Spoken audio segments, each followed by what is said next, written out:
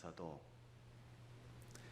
빌립보 성도들을 그리워하는 마음을 갖고 있었고, 자유를 잃었지만 그 속에는 넘치는 기쁨이 있었고, 편지를 쓸 만큼 평안을 얻을 수 있었습니다. 남들이 다 두려워하는 죽음도 그 죽음 너머에서 우리 주님과 함께 영원히 살 수 있다는 소망으로 죽음을 두려워하지 않고, 또 마지못해서 힘겹게 살아가는 식민지 상황에서도 삶을 힘겨워하지 않고 하나님께서 주신 사명의 기회로 알고 잠시 머물다 가겠다 소풍하는 사람처럼 즐겁게 감옥 생활도 감당했습니다.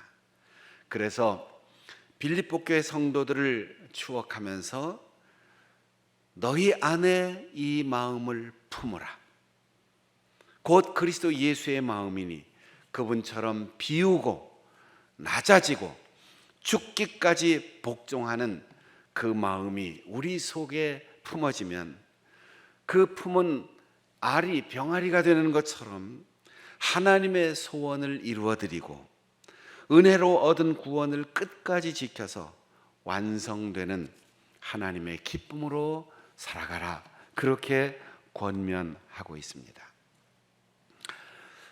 우리가 책을 사서 읽다 보면 책 맨 뒤에 혹은 맨 앞에 서지사항이라고 해서 몇 년도에 발행한 책, 어느 출판사에서, 저자 누구, 이렇게 출판사항이 거기 기록이 됩니다. 그런데 가끔 오래된 책을 만나면 당혹할 때가 있어요.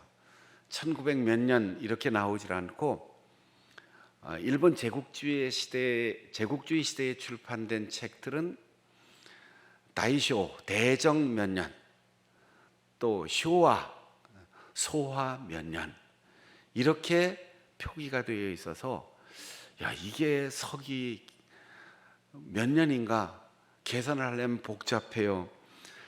대정이라고 쓰인 책은 1912년부터 계산을 해야 되고, 쇼와라고 쓰인 책들은 1926년부터 계산을 해야지 되는 겁니다. 게다가 해방 이후에 꽤 긴 기간 동안 단기 4천 몇 년도 이렇게 서지사항이 쓰여진 책들도 있습니다. 그런 책들은 계산하려면 또 2333년을 거기서 빼야 지금 우리가 쓰는 기원이 나와요. 지금 우리가 쓰는 달력은 아주 고대부터 있었던 게 아닙니다. 창세기 때부터 서기 몇 년 이런 게 있었던 게 아니에요. 사실 예수님 오시기 그 이전 그리고 그 이후에도 525년 동안 전 세계는 서로 왕래가 없었기 때문에 아메리카 대륙이나 아프리카나 혹은 유럽 각 지역마다 달력이 다 달랐습니다. 우리가 성경을 읽을 때도 이미 예수님 오시기 이전부터 기록된 책이기 때문에 1년, 하루 이런 계산법이 없던 시절의 기록이기 때문에 우리가 신학 공부를 하고 역사 공부를 하고 문화적인 이해를 잘 돕기 위해서 공부하는 이유는 오늘의 시각으로 과거를 해석하는 오류를 방지하기 위해서입니다.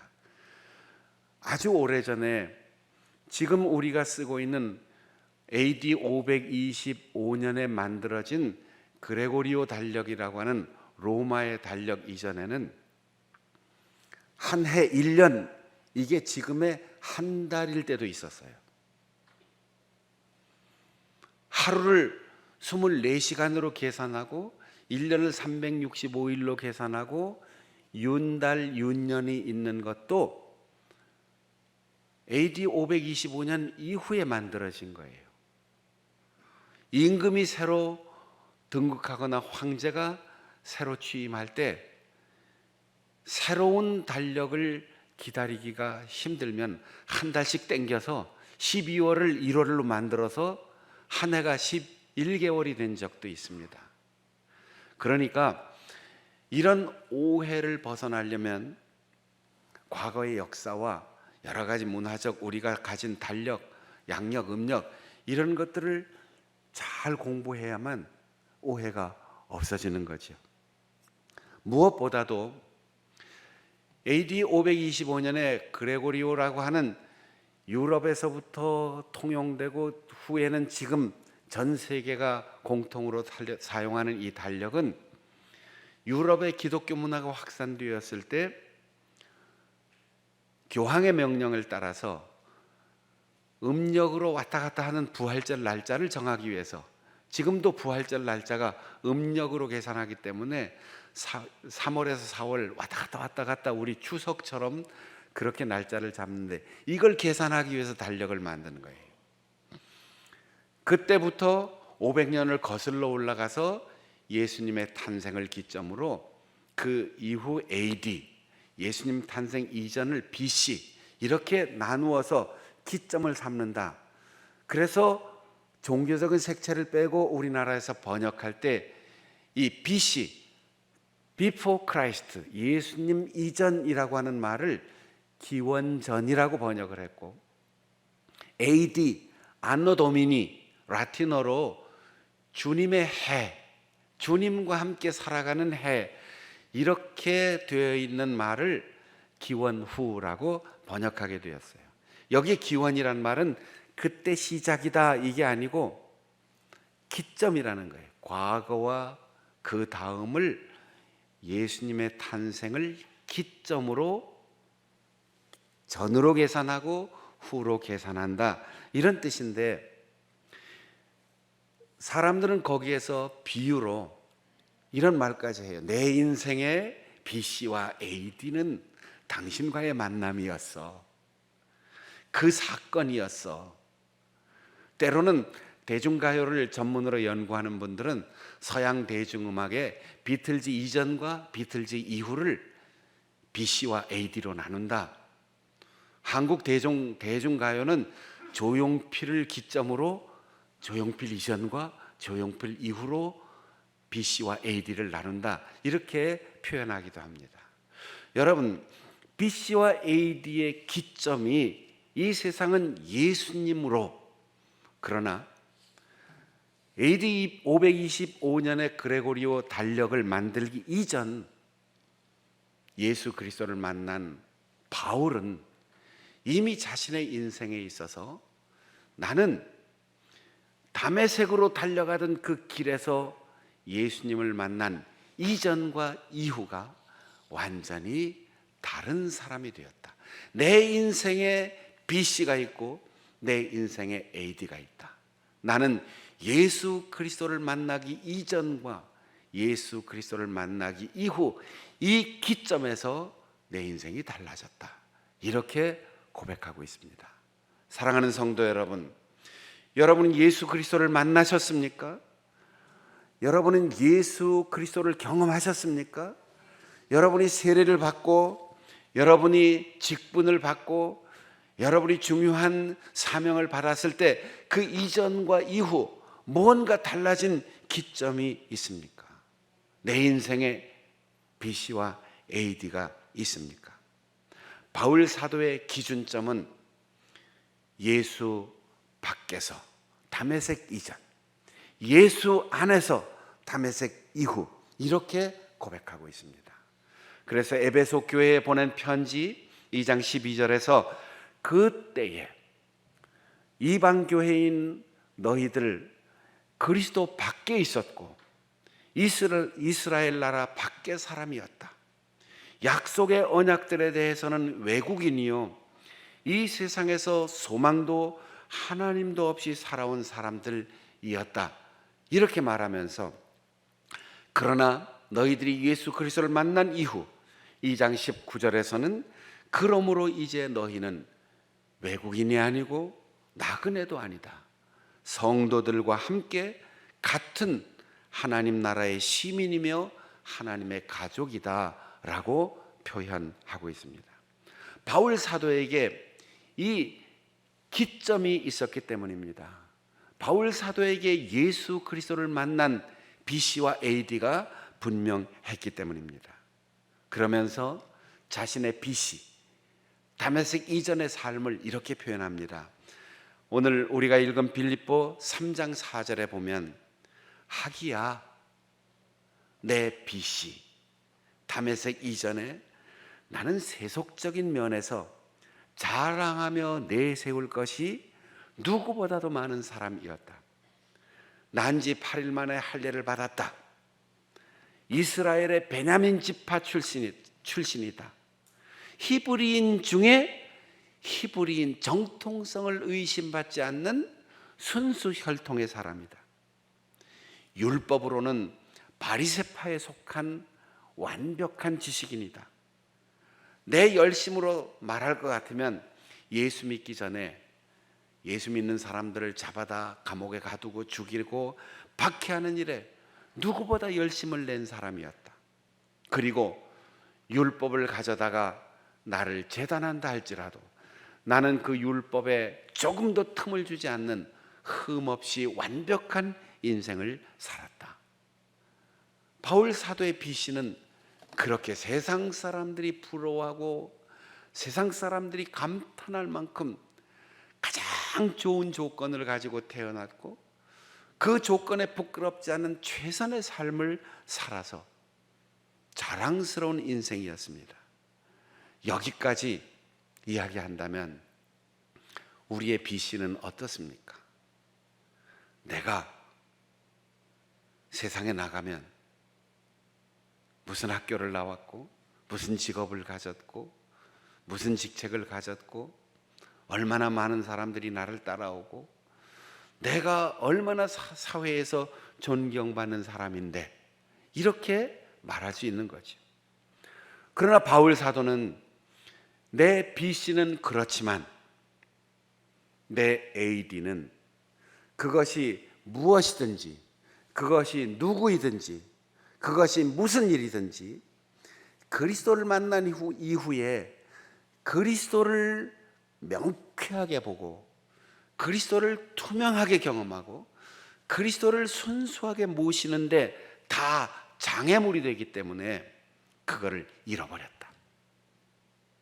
우리가 아까워서 움켜쥐고 놓지 못하는 그 가장 자랑스러운 것들을 다 내놓았다는 거예요.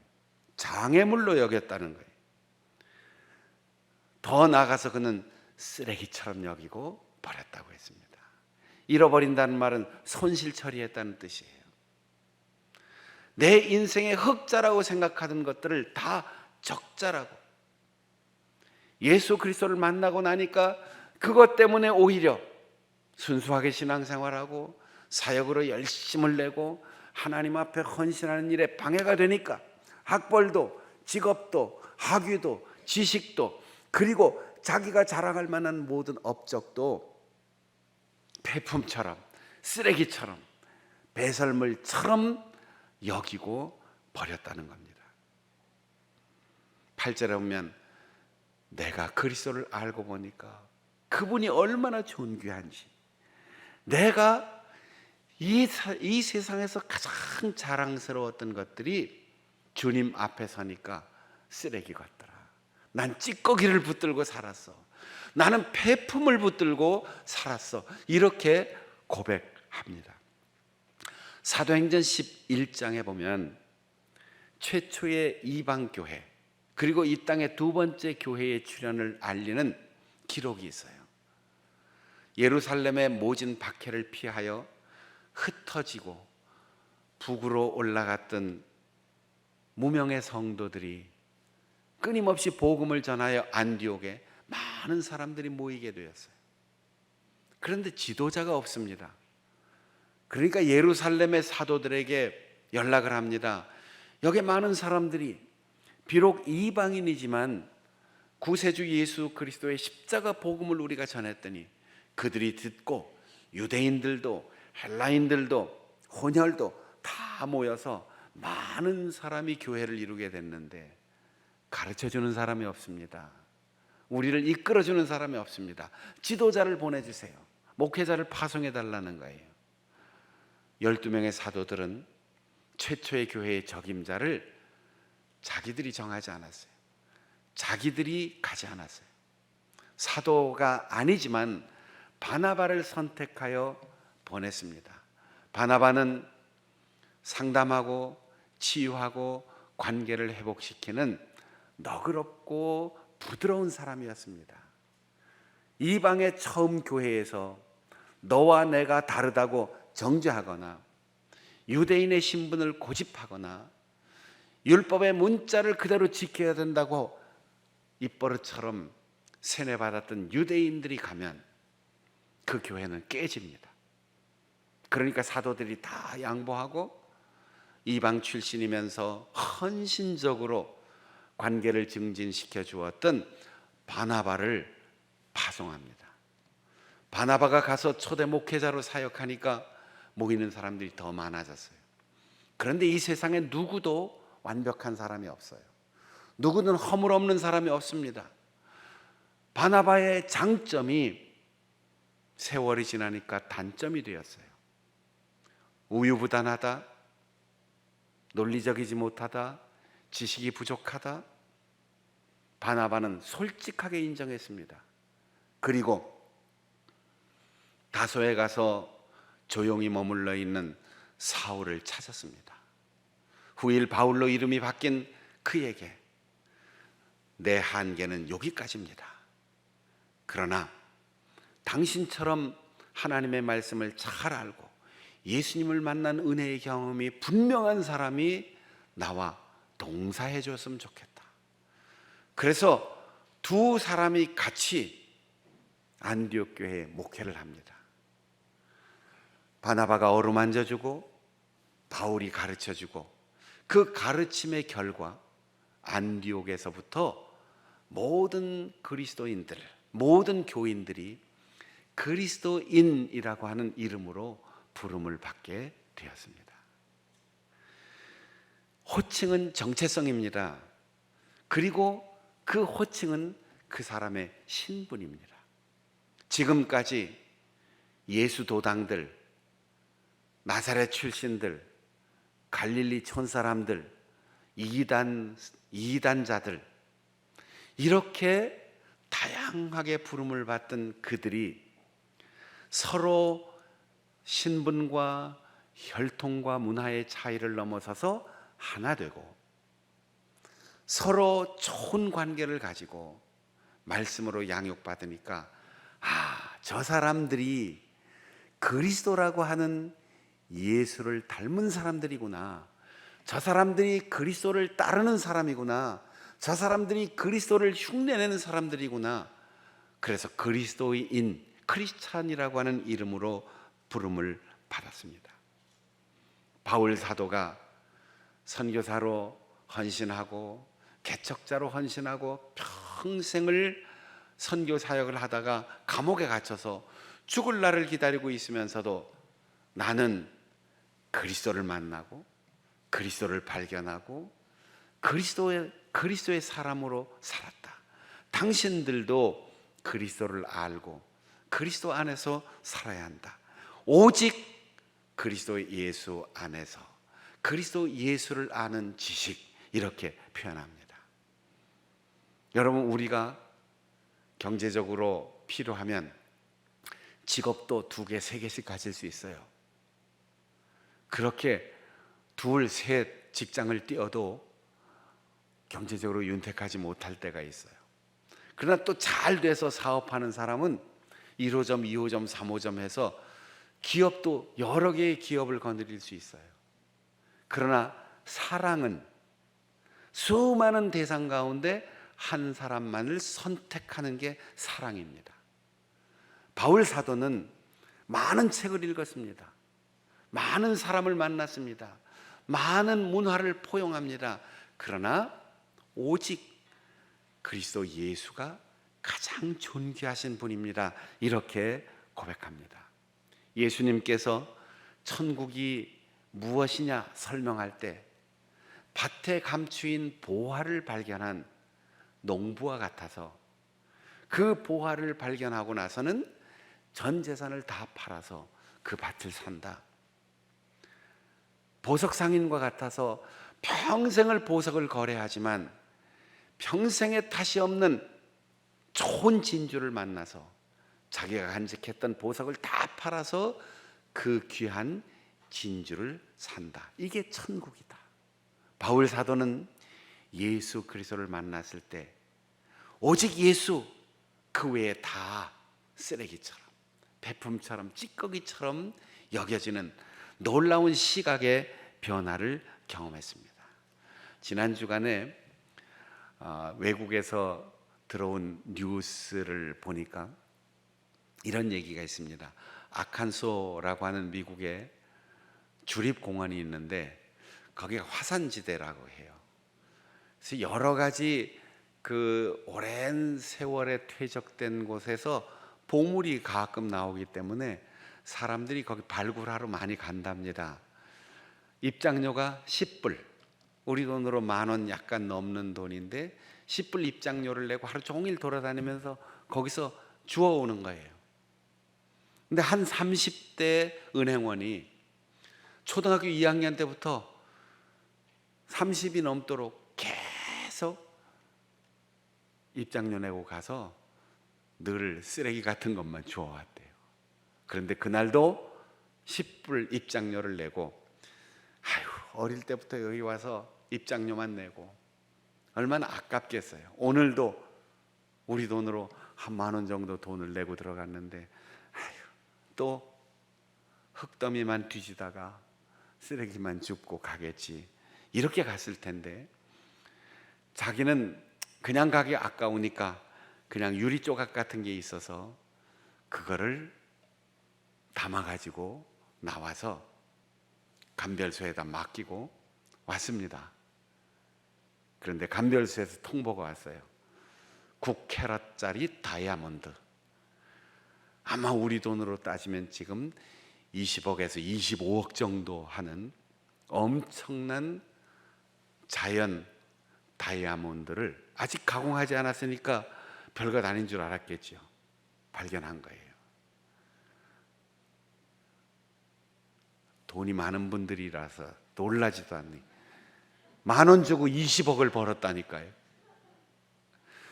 10,000원이 아깝겠습니까?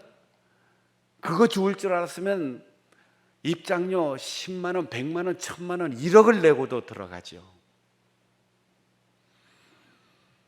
모르면 아무것도 아닌 것 같은데 가치를 알면, 이게 얼마나 소중한 것인지를 알면 과거에 그게 그렇게 소중하게 여겨졌던 것이 쓰레기처럼 버릴 수 있게 되는 거죠. 여러분, 여러분의 가장 소중한 분, 가장 소중한 것 무엇입니까? 예수 그리스도의 십자가 앞에 모든 것이 상대화되는, 쓰레기처럼 여겨지는 그런 놀라운 변화가 있기를 바랍니다. 자랑하고 자긍심을 갖고 내 손에서 놓치지 않으려고 하던 그것이 얼마나 허무한 것인가를 깨닫고 가장 소중하신 예수 그리스도, 나를 사랑하신 그분, 나를 구원하신 그분, 그분만 붙잡을 수 있기를 바랍니다. 두 번째로, 가장 소중하신 예수 그리스도, 그분을 발견했다면 바울 사도는 그 안에서 나는 나를 찾았다.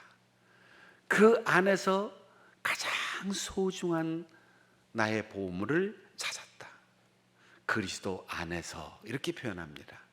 버려야 얻을 수 있습니다. 떠나야 잃을 수 있습니다. 들어가야 머물 수 있습니다. 배설물로 여기고 버리고 선택한 것은 바로 선택한 그리스도 안에서 나를 발견했다는 사실이에요. 하나님을 알아야 인간이 누군지 압니다. 그리스도를 알아야 내가 누군 줄 압니다. 예수 안에서 살아야 사람답게 살 수 있습니다. 오늘날 교회 안에는 들어가는데, 교인이기는 한데 그리스도 안에서 살지 못하고 세속적인 자랑과 세속적인 것을 붙들고 놓지 못하는 사람들이 얼마나 많습니까?